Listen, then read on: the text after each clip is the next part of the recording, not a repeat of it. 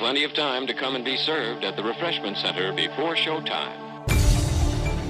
The moment our fellow geeks, dweebs, nerds, and other unfortunates have been fervently waiting for has finally arrived. It's time for TMI, Confessionals of the Nerd Kind. And now, your hosts,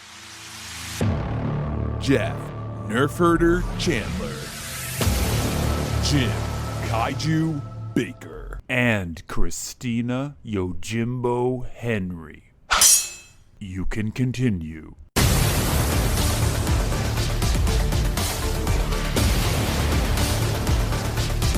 And now, let's get on with the show. Here is TMI. All right, we're in, and welcome to another 5-bucket episode. We're banging through these 5 buckets, huh? See, unlike Regal, we have plenty of buckets. You're still on that. Weeks have passed. Because they told me it was like a global shortage. Meanwhile, you're at the theater eating a bucket of popcorn. Regal, please make sure that you order enough buckets. No, how about you in educate advance. your employees? This is the same kid who then took points off my Regal Unlimited. He charged me 17,000 points for a movie I should have got for free. Quality control over there has gone downhill. That's all I got to say. I'm going to get a job over there on the weekends just so I can take care of things. Anyways, we're not here to talk about Regal. We're here to talk about a movie. 5 bucket. 5 bucket. This is a special episode. And apologies to all Christina fans. I know that she's joined us again recently, but she is absent this week. I think she was looking forward to talking about this. So yeah. Well, maybe on the next episode we can get some quick thoughts. Some thoughts on the Muppet movie. Yeah. Yes, indeed. Anyway, so there'll be the two of us. Yeah. Muppet Movie, 1979, huh? June 22nd. So in the dead of summer, 1979, the summer of Alien. So that was the big release that year. But it's an R-rated movie, so it's not like it's a Star Wars or a Superman where the kids are all going to see it because they can't get in. So this is the next best thing that we had. So this was the kids' summer movie of 1979. But it's funny because, I mean, I think we were all, what were they? They were in the 2nd or 3rd season of the Muppet Show. I think they might have been in the 3rd they were coming off of in 79. And yeah. I will say that I loved the Muppet Show. I thought the Muppet Show was fantastic. Absolutely. But as a somewhat teenage child, I probably thought that this Muppet movie was a little too childish for me to see. Oh, really? Because you see, I'm a few years younger than you. So I was 9 when this came out. There's a reason that this is a 5 bucket for me. And there's a lot of firsts that come with this. This is the first movie I ever saw on Laserdisc. Now, it was a crappy ass television, one of those floor console things, but it was a Laserdisc. It was the first soundtrack I ever owned. Okay. And so I was a closet Muppet fan who probably didn't say that very loud in front of friends. Because they're puppets. They're puppets. And it's a little bit childish. But now I wear it loud and proud. Forget it. This movie is absolutely brilliant. And I know my wife was laughing at me because I'm still singing the songs 3 days later. You can't help it. No. Especially because moving right along, that was, yes. You fall instantly in love with that. When I was in the theater, I was humming that before the movie was even over because they play it throughout because there's themes of moving right along throughout the whole movie. Yeah, no, this I never saw in the theater, but boy, I've seen this multiple times. And of course, I've shared this story. Like this is probably the 3rd time, but the day that I saw the Muppet movie in the theater, it was a double theater in Poughkeepsie, New York in the summer of 79. The other film that was playing was Alien, and it was still Alien, I think, was released on Memorial Day, but a month later it was still playing in this theater. And my friend and I were dropped off to see the Muppet movie, and it got out about 10 minutes before our parents were going to pick us up. So we tried to sneak across the lobby and sneak a peek at Alien because we were obsessed. The Alan Dean Foster was read and reread many times that summer by me. Of course, Famous Monsters had multiple cover stories about Alien. And we had that graphic novel that came out. The Illustrated Story, I think, was the title of it. Yeah. So I was completely invested in Alien, but just hadn't seen it. So we had sneaked across the lobby, had my hand on the handle of the door, opened it a crack, and suddenly the hand on the shoulder, the usher. What do you think you boys are doing? I think and he didn't have the accent, but I'm giving that to him here. That's in your mind. That's how he played out. In my mind, that's how boys don't go in there. He's so like Angus Scrimm from Phantasm. Yeah, and of course we turned around and bolted from. Wow, because but that was a movie you couldn't see it. Yeah. It's like, nope, sorry, all right, that's not for you. I want to see it more now. Now, of course, nobody would care. Ushers these days would. Oh, geez, no, they'll hold the door open for you. Yeah. You want some free popcorn? Oh, sorry, no buckets. But not to take anything away from the Muppet movie, because I loved it. Just, wanted to scratch that itch. Curiosity killed the cat, and I really wanted to see what all the hype about Alien was about. But for another day, that was for another day. Yeah, I wonder if it lived up to it. Oh, it did. No, but that's not what we're here to talk about. That's not what we're here to talk about. We do have an Alien episode. Yeah. So go back and listen to that one. Was that our 100th? It was, because we paired it up with What's Up, Doc. What's Up, Doc?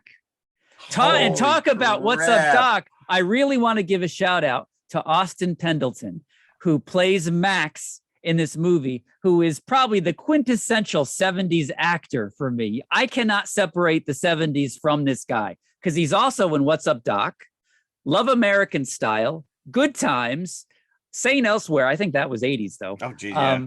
But this guy was all over the place in the 70s. And just the nostalgia that I get hearing this guy's voice and seeing him in the Muppet movie, that's a big part of it. And he looks like Steven Spielberg.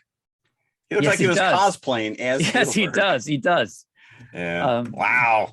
Doc Hopper's right-hand man is Max in this movie. Charles Durning, who would go on later to romance Dustin Hoffman after this one. So let that sink in, kids. Anyways, so the Muppet movie, I did not have the pleasure of seeing it in the theater. So a huge part of the Muppet movie, like you said, they're coming off of 3 seasons of the Muppet Show, which is a variety show that blends a celebrity guest every week, music, sketches. Pigs in space. So they're always on that show interacting with whoever the celebrity guest is. And they're usually big names, or at least big names for them. Yeah. Hell yeah. Then.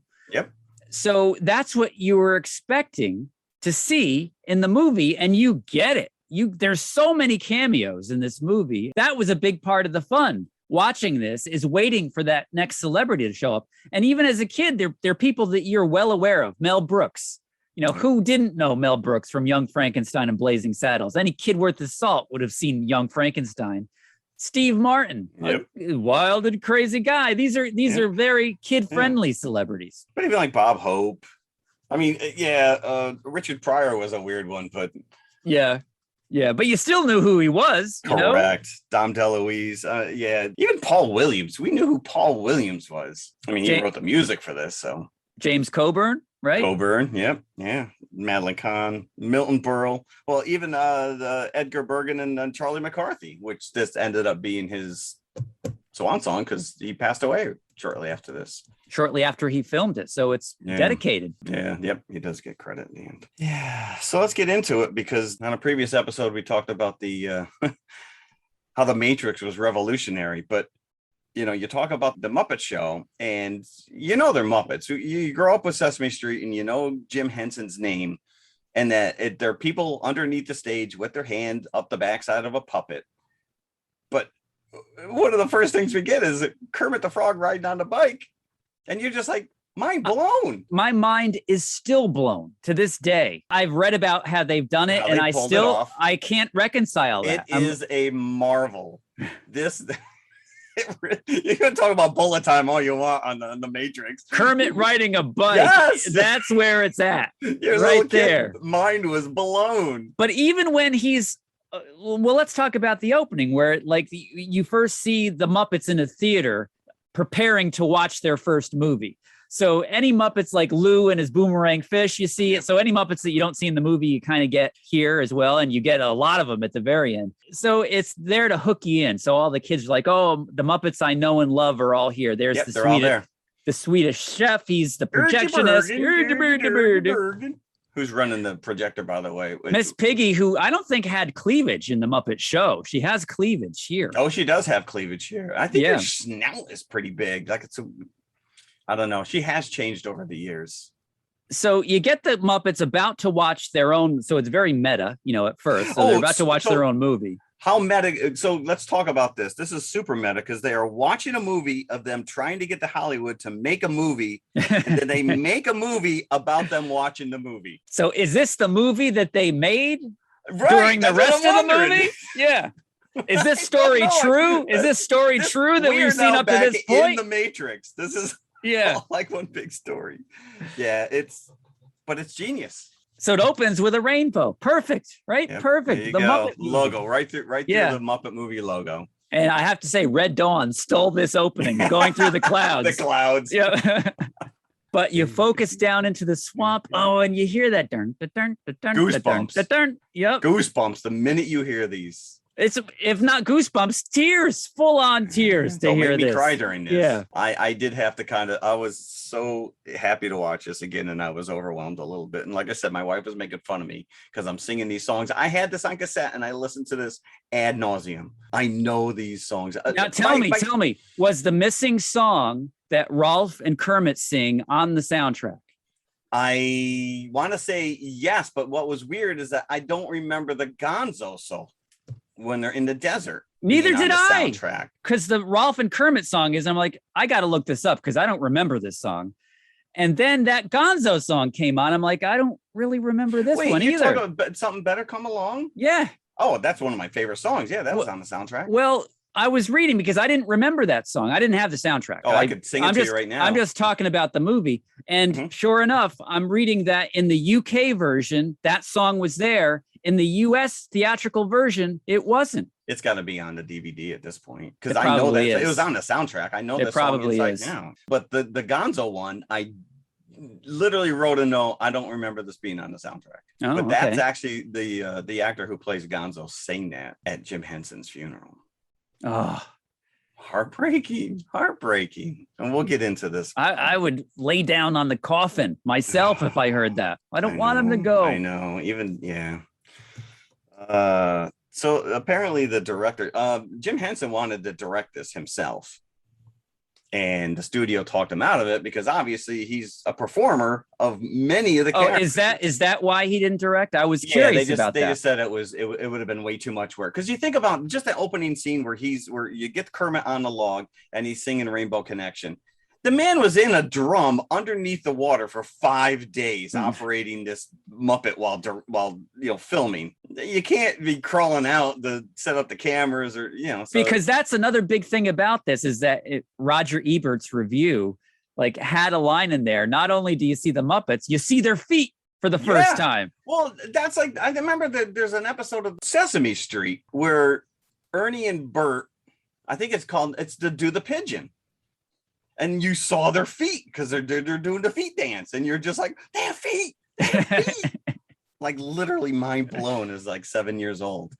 So yeah, I mean, you got Miss Piggy jumping off, banisters. You got Fozzie and Kermit are doing dance routines up on stage. So which is obviously blue screen. But yeah, I know. Still. It is one of the few where it's obvious. Yeah. But again, they didn't pull an Elf where they just had, a little kid dressed in a costume run around the corner. Running around. Yeah. Right. Correct. Which was, but look at the OK Corral scene at the end where he's facing off Doc Hopper and Kermit is standing in the middle of the street with his cowboy hat on. And it's him standing there. There's little spindly legs and he's standing there. But again, going back to the swamp where he's just sitting there and you're wondering to yourself, even as a kid, how do they do this? And you find out that it's Jim Henson in the water in a drum with a breathing apparatus. Yeah. And that's how they did it. And there was, I think, 3 different Kermits they used because there is a robotic one where he's playing because you get right when you submerge like that, there's only so much you get.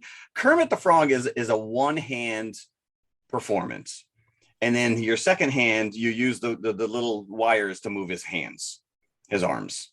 Where some of the other ones like Fozzie Bear or whatever, you could do the two hands, or yeah, you got one hand up in his head and then the other one's in one of his arms. So I mean, it just these guys, what these guys have been able to do with these stupid balls of fur and foam, felt, it's just, and in this it's very, I mean, you look at Miss Piggy and she's fuzz, like you can feel her texture.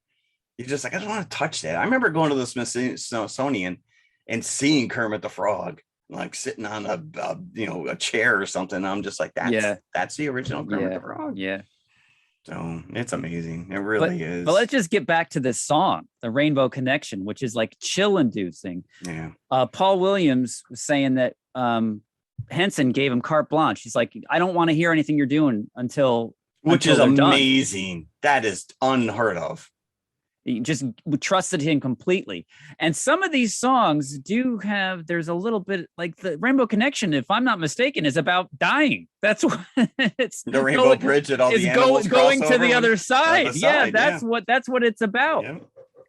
The other song, Something Better, comes along about I'm swearing off women, but I'm so lonely at night, Yeah. By the way, Ralph the dog is my favorite character. Love him. Yeah, I've never gotten over the Swedish chef. And Beaker, of course. I love Beaker as well. We could just sit here and do impersonations. We could.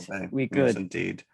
Yes. Of course, there's a running joke throughout this whole thing that I don't think you get away with now, which is the whole Hare Krishna joke. Yeah, every time someone's like, I'm lost. Oh, have you tried Hare Krishna? I didn't get that as a kid in the 70s. I think, was it the next year later was the airport where they had Hare Krishnas chasing them through the airport at the beginning of the movie, trying to give them those little poppies. And that joke was really only funny for a couple of years after the movie came out. They just faded into obscurity after that. I was gonna say, this dates it. I mean, outside of the cameos, 3/4 of these people are gone now, but still, it doesn't matter. Yes. Speaking of people that are gone now, we get Dom DeLuise as our first cameo. Yes. He's the agent that's inexplicably rowing through Kermit's swamp. Bernie the agent. Yep. Tells him that there's an ad in Variety looking for frogs, become rich and famous. Now, was this ad planted by Doc Hopper? Is this all a scheme? That's interesting. I didn't get that deep. Because Orson Welles wasn't particularly looking for frogs, right? They just apparently not. He just maybe Doc Hopper would have set it up. What are the odds that the frog would read to the ad? The agent was a plant himself, but regardless, then just go out and catch him. This is what sets Kermit on his quest for the rest of the movie. He wants to go to Hollywood to make a movie, to become rich and famous. So he leaves his swamp after he finishes the song and he talks to Dom. Just hitch a ride with him. You don't have to go and ride with Fozzie. Just get in the boat with Dom DeLuise. Yeah. But then we get the amazing ride the bike sequence and we meet Max for the first time. And then there's the whole joke with the steamroller that squashes the bike and Kermit ends up on top of it. Gone with the Schwinn. Then we get the El Sleazo Cafe. El Sleazo Cafe. Hey, you think this crowd is ugly? You should see the dancing girls. Now, this is where we get a cameo from the director himself, James Frawley. I think he's the waiter. He's the one that. Oh, is it? Oh, I don't. He's the one that ends up on the roof. Hey, he said drinks were on the house. Drinks are. See, stupid. That's a dad joke. Fozzie Bear paved the way for my sense of humor. Yeah. Because I'm going to say this right now, Jim. You are Kermit to my Fozzie. This is what we've come down to, because you are the pragmatic one. You are Fozzie Bear just can't do anything right. And if he can make a joke at the expense of anybody else, he will. As long as he makes himself laugh, then by all means. Of course. Yes. And I think Kermit does really think that Fozzie is funny. He's just too proud to admit. It's too much. Yeah, it's too much. Bear left, right, frog. There is an unmistakable. It's like they're better than Bert and Ernie to me. Is Kermit and Fozzie? Oh, they are the quintessential Muppet pairing. You know what? And this is what is as great as Jason Segel's The Muppets was in bringing them back into the limelight.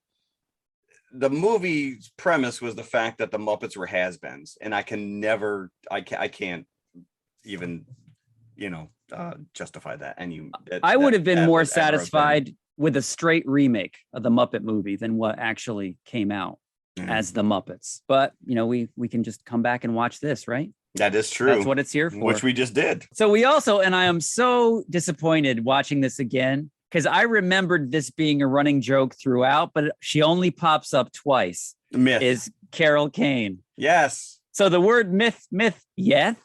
Yes. You're right, though. It does seem like it should have been more often because it is a running joke. It's right up there with Hare Krishna. I would have so loved her to come back at least one more time, yes, towards correct. the end of the movie. It's a myth, a myth, a myth. Yeah. Yeah. I love that. It still makes me laugh when she does that.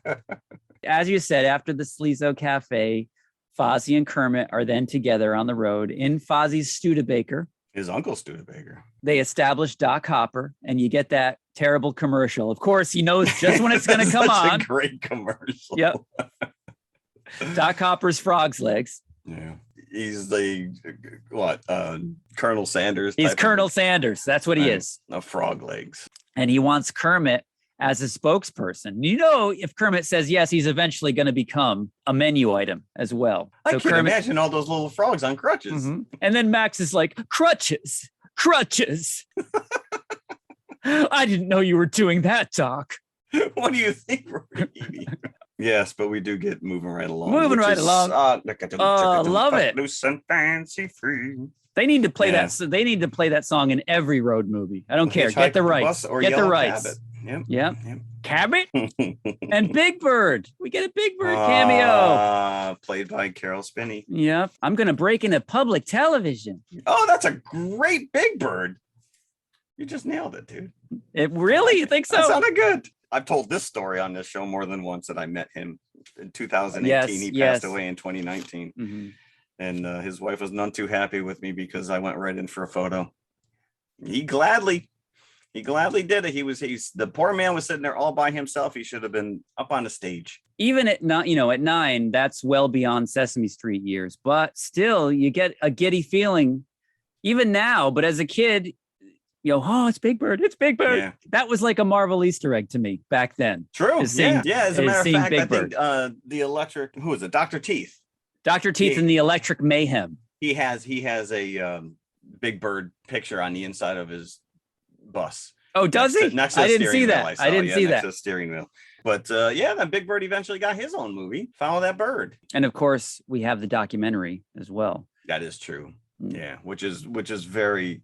If you have not seen that, that's amazing. Watching what these guys go through, how they bring these characters to life. Speaking of Dr. Teeth, the next song we get is "Can You Picture That?" That's after we meet Gonzo and Camilla, though, right? Yes. But tell me this, because I have heard the soundtrack version many times because I downloaded this Dr. Teeth song. This is a different version than what's in the movie, right? The soundtrack version and the movie version are two different. I think it's different vocals, might be different instrumentation.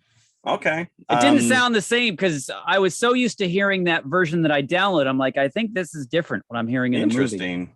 I have to check it out. I mean, again, I go back to a cassette that I listened to the soundtrack on, so I'm sure there's But yeah, there's some layers that are missing on that. I did skip over Gonzo, so we do get Gonzo's introduction to the film as well. He's a plumber. He's a plumber, and of course we get the classic. Gonzo came after Dr. Teeth because they were alone. They were alone when they walked into the church. Because remember, they left Dr. Teeth because they weren't going to go with him. They painted the Studebaker all different colors. Then they run into Gonzo. Then they run into Gonzo. Literally run into him. Yeah, they were about to collide head on, and then the truck is upside down on top of them. Then we get the Milton Berle scene. Yep. And what is that big guy's name? Sam? Jack. Sam. Jack. Sam's the eagle. Yeah, Jack. Sam's the eagle. Yeah, at one point in the beginning of the movie, Sam's like, does this movie have socially redeeming value? It's like, no. No, none whatsoever. Yeah, that's Jack. You know what? You asked me my favorite Muppet. I am going to rescind my answer because as an adult, it is Sam the Eagle. It is Sam the Eagle. I think that you've said that before. Yeah. You've actually gone on record. All these characters from the show are coming back. Dr. Teeth, and you get Janice and Zoot and Animal, obviously. They paint the Studebaker multicolors, and then they go against that billboard in that one That scene, and it blends right in. Yeah, perfectly. yep. Yeah. Is Scooter a part of the Dr. Teeth and Electric Yeah, he Mayhem was band? their He's like he the was their manager, roadie. right? He was their roadie. Okay. Yep. So then from Gonzo, they buy the new car, and then they make it to the Bogan County Fair, where you get, and you talked about this last week, the Gonzo balloon scene. Yes. So that's Yeah. iconic Yes. in this film. Yep. Richard Pryor. Yeah, sells them the balloons. Yeah, makes him high. Quite a few cameos during this sequence. Yeah, Not only do we get Bob Hope, Bob is in Hope, there. the Edgar Bergen, Elliot Gould as Elliot Gould. the beauty show host. Yeah. So, and also we meet Piggy here at the county fair. Oh, Kermit! Hollywood. Yes. Oh, why don't you join us? I love the fact that Fozzie gets ice cream for them, and he gets Kermit the dragonfly ripple. Yes, of course. Yeah. And for the frog, dragonfly ripple. And you get the billboard, the pie joke. Yes. But right yes. before he crashes into the billboard, the steering wheel comes off in Fozzie's hand. So again, they're in a moving vehicle. These are Muppets being controlled by people underneath. And what they had to do is you had the actors, the puppeteers, the Muppeteers, and they are actors. They're mouthing the dialogue, they're singing the songs, they're doing whatever. They have a little computer television screen underneath so they can see what's being filmed. But they are underneath these characters in the front of the vehicle.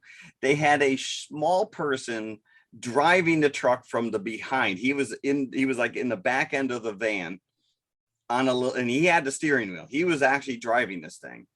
So, in movies, sometimes you get the close up, and it looks like the camera's on the hood of the car. And in reality, it's just being dragged behind another, camera car. This thing is driving itself. It's friggin' all over the road while these guys are underneath there doing all their acting. And apparently whoever was in the trunk was looking at a monitor so they could see where they were going. So this is just the multi-tiered ideas of how this thing pulls together. And it's seamless. It really is seamless. Like you said, you got Gonzo's flying in the air, he's full body. But when he comes back down, he's a puppet again. He was hanging onto the roof. You just take it for granted now, but yeah, the amount of work that went into this. They have another run-in with Doc Hopper. As you said, you get the pie joke with the billboard, and then they stop for a romantic dinner for Kermit and Piggy. And yeah, it's nice that Kermit just packed a suit. Yeah, just in case he was going to have a romantic interlude. So, but before they get there, this is where Miss Piggy just goes, I don't understand any of this. It's just chaos unfolding in front of her. But she's on board because she's kind of smitten. She's a little smitten with Kermit. And we get the Never Before, which is Never Before, and with Steve Martin as the waiter. So Steve Martin and Mel Brooks are the two cameos that pretty much have the biggest scenes. Yes. And Steve Martin destroys it in this scene because he's like, just waiter, obnoxious waiter. You may serve us. You may serve us now. Oh, may I? Right. Smell the bottle cap, sir. Oh, one of our finest wines of Idaho. I guess wineries in Idaho were mad at that, by the way. Really? Yeah, because apparently there are vineyards up there. Excellent choice. Should be for 95 cents.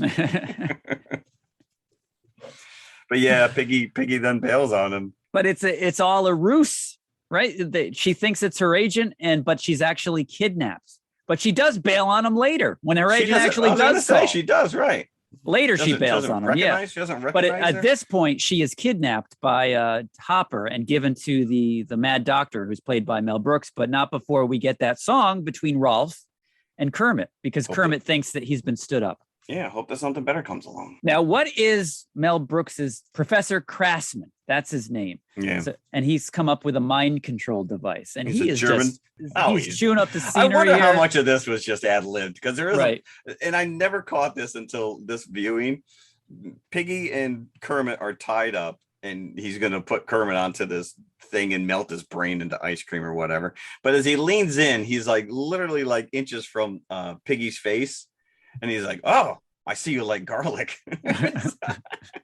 A pig that's gone bananas? And What is this, a there's luau? one scene where Kermit is still moving his mouth as Mel Brooks picks him up. So Yes. maybe that was remote controlled or something. I don't know. You know what? That's funny. I caught that as well because Yeah. He's picking him up, but he's still mouthing away like there's a hand in there. Piggy freak, and I loved this scene as a kid. It's probably my favorite scene in the movie, where she turns around and her eyes are huge, bulging. Yep. And just goes to town on these guys. You can actually see someone's hand, like dressed in like a black glove, push her over the side if you look at it really close. But yeah, she was like pre-Trinity, before Trinity was even a thing. She was kicking ass and taking names, and she didn't need a frog to save her. But in the meantime, Doc Hopper has gotten a professional frog killer from the East Coast, Snake Walker. Snake Walker. After Piggy and Kermit escape. So then Piggy really stands up because they've beaten the Mad Doctor, right? They've beaten all the guys. Then the phone rings and it's her agent. And then she leaves. Then we get the scene in the desert a little bit further on because they see Piggy hitchhiking. So they pick her up and they're like, oh, okay. Yeah. But now but this is genius because this is where the film melts. Yes. And so it cuts back to them in the theater. So it gives you that little bit of a reprieve in between that action sequence and then them in the desert when it's the almost car like breaks down. It's like an intermission. Then we get Kermit talking to himself here. Yeah, literally 2 Kermits on screen. Yeah. And then Gonzo's song in the desert, again, if you listen to it, it's about passing on.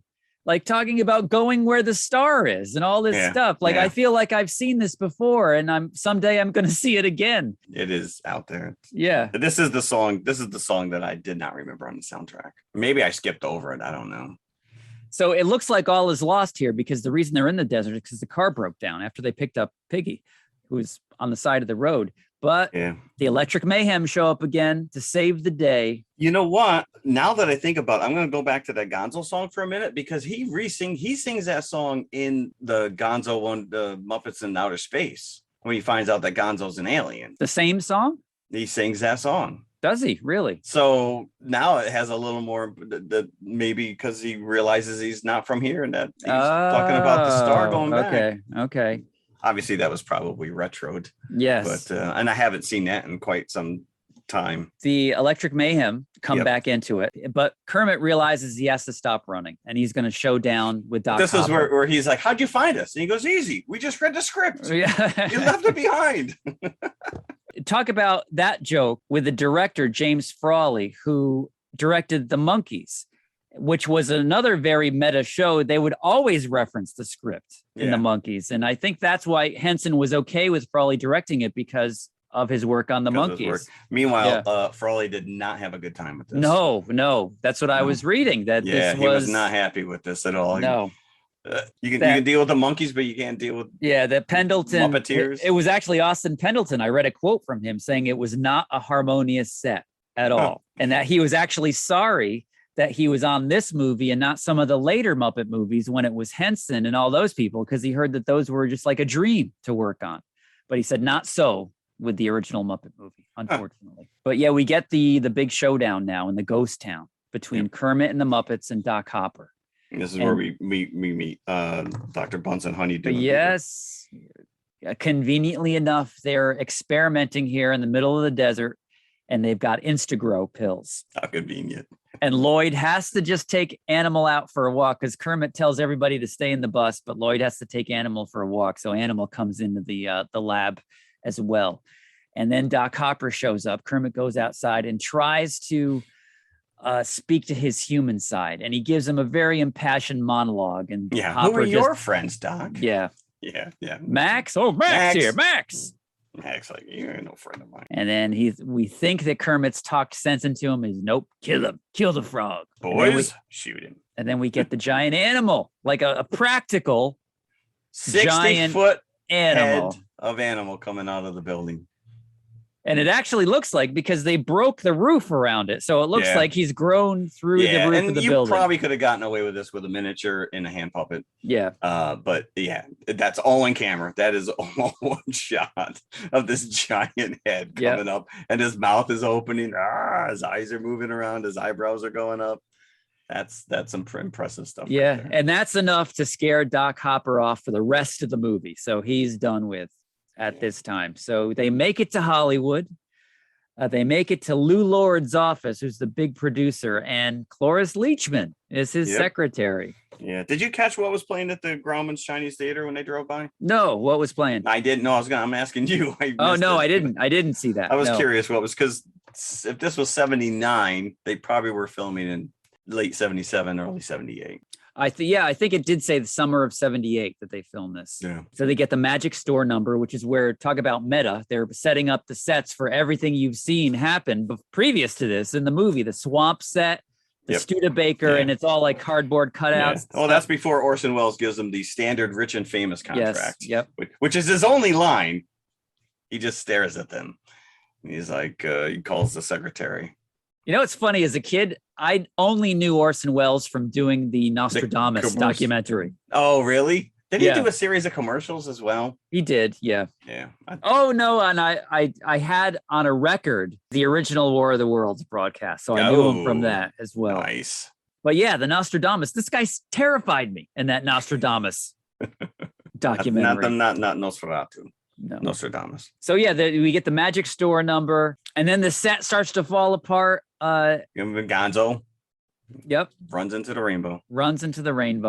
But then the real rainbow comes in, and then you get like the reprise of the Rainbow Connection, and you see every Muppet in the Muppet repertory appears at the end of the movie. You ready for this? There were 200. Hold on, where's my notes? 250 characters. There was 250 puppeteers in closing scene, including John Landis and Tim Burton. Wow. So they were pulling Muppets probably, deep from within the closets there to fill that scene. That's crazy though. 250. Yeah, you're right though. That closing number is just awesome. Again, practical. Like as the camera pans back and you see all these Muppets, they're all there. It's not a matte shot or anything like that. They're all there. It's all one shot. Yeah. Yeah. And I do like Kermit does say, life's like a movie, make your own ending. And it's like, all right, words to live by, my friend. Yeah. It's like Doc Brown saying that the future's not written yet. You see, now this movie, in terms of Muppet movies, none of the other ones ever lived up to this. No. None of them. Not even close. Not even close. No, this has, because Henson, the heart that's in this movie. Again, this is like, talking about like a band that spends years and years coming out with their first album. Your heart and soul is invested in this thing. And then it becomes a hit and you're like, all right, we need another one. Yeah. And it's never gonna, the Muppet Caper came out 84, I think. So that was a good 5-6 years later. And it's got its moments, the Muppet Caper. It's been a while since I've seen that one as well. But yeah, nothing like this. But the problem was like this movie, I think, captured a really specific moment in time with the Muppets when the Muppet Show was like at its peak in popularity. It was the world's most popular show at the time. Estimated 235 million viewers in 102 countries. Wow. That's how it translates. You can never say anything like that now. That's crazy. That was in 1976, I think, was the first Muppet Show. Yeah. And this movie really spoke to that show because, again, it really it based itself on that Muppet Show format with celebrity guests and, as cameos. They absolutely. They took full advantage of that format. The whole movie is about show business. And so like the Muppet Show is about the making of a show. So this is about the making of a movie. Mm-hmm.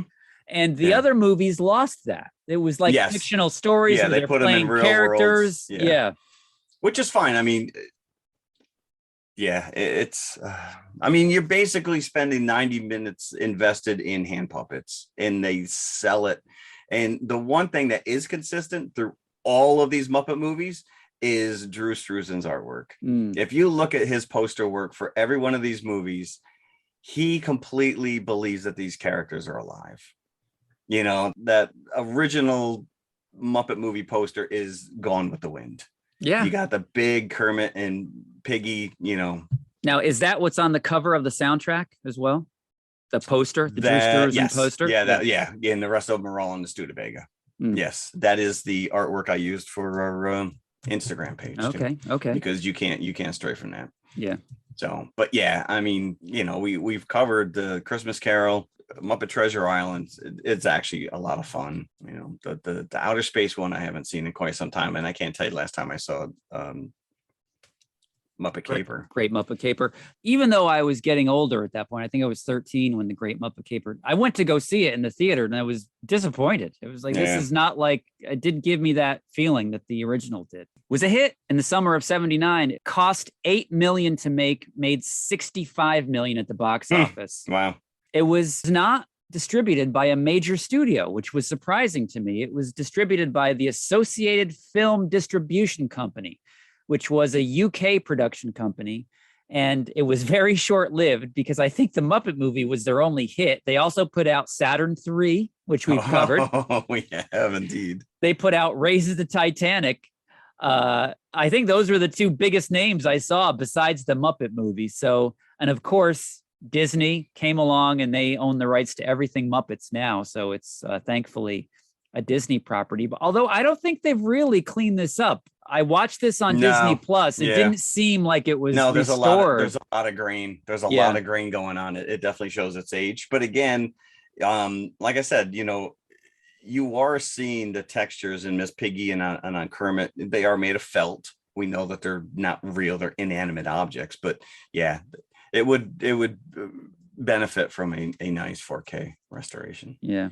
The Muppet Show was broadcast on CBS during its initial run, and they broadcast a 1-hour special upon the release of the Muppet Movie promoting it called Muppets Go Hollywood. And I haven't looked to see if it's on YouTube yet, but now I want to go find that special. Interesting. Yeah. I feel like one of the buses, the Electric Mayhem bus, was just discovered on one of those Discover Channel.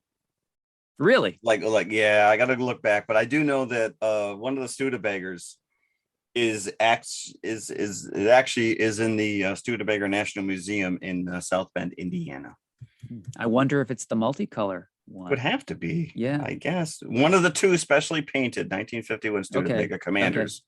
So yeah, the other thing which I found was cool, which was the opening log scene, is filmed in the same lagoon tank as Gilligan's Island. Really? Yes. You see, I was really looking at the back end of that to try to determine if this was a real life. Yeah, I location. know, because you had that aerial shot going into the swamp. So I mean, it holds up. Yeah, it does. It's gone now. They've destroyed it. But at the time when they were filming, like, they had real trees planted in there. Like, this was like a truly living set. Because that's what I was looking at. Like, it looks real, and I can't see anything along the borders that would give it away. Right. But yeah, I am gonna speculate that the alligator was fake, though.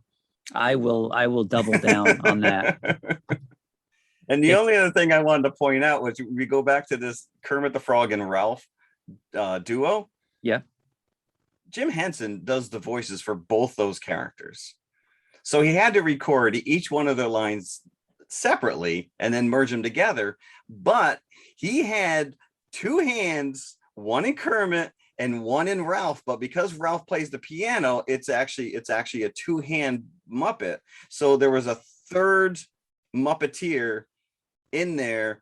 There's three of them all together, I guess, because Ralph is he's got the two hands, and he's got the mouth, and then someone has to move Kermit's hands as well. So yeah, he performed both characters as far as singing, and he did their vocals for them. I was always curious, is Ralph actually playing the piano? Because he has a lot of interludes on the Muppet Show with just him and his piano and the Beethoven bust on the piano. I'm like, is he really playing that? Because it looks like his fingers are going to the right places. Yeah, but even then, he would only be one. Yeah. Someone's doing the other hand. So you can't say enough things about this movie. So what we can say is we're going to induct it right now into the 5 Bucket Club. So sound the fanfares, the trumpets, everything else, it's going in. There you have it. There you go. The Muppet Movie. Yep. 5 Bucket. Genius.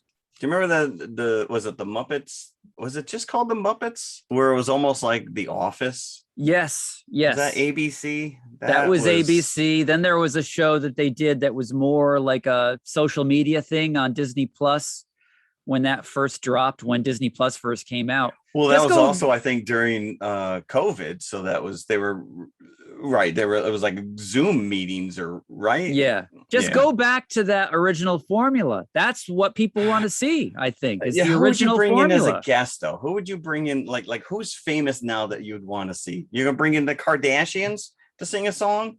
Oh, Ryan Reynolds would do it in a heartbeat. He'd do it in a heartbeat. Half the guests on the Muppet Show were completely tied to their era, but it still works. And you can do the same absolutely. thing. Yeah. Oh, I remember, Loretta Swit on there singing I feel the earth move under, and the friggin' giant elephant guy is chasing her. Martin Short on the Muppet Show. Come on. The possibilities are endless. Bring in anybody who's promoting a new product or show. Bill Murray. Keep him away from the Muppets. I think there's some controversy around Bill Murray these days. Did you read that about I did. Charlie's Is that Angels? Charlie's Angels? Whatever. We can still bring back Steve Martin. Yes, we could. Mel Brooks is still out there. Yep. I would love to see Mel Brooks come back. Look at that. Cloris Leachman is gone. Milton Berle. Paul Williams. Telly Savalas is gone. Yeah, he's gone. Elliot Gould's still out there. Someone more in the know than us can make this happen. It's possible. Jason Segel, go back to the original Muppet Show. There's your blueprint right there. And just make that again. Well, that's all you got to do. I like the premise of the Muppets, getting the band back together kind of a thing. But it just, it was a downer in the fact that, they were all these has-beens that have gone their separate way. You want these guys to be friends forever. Yeah.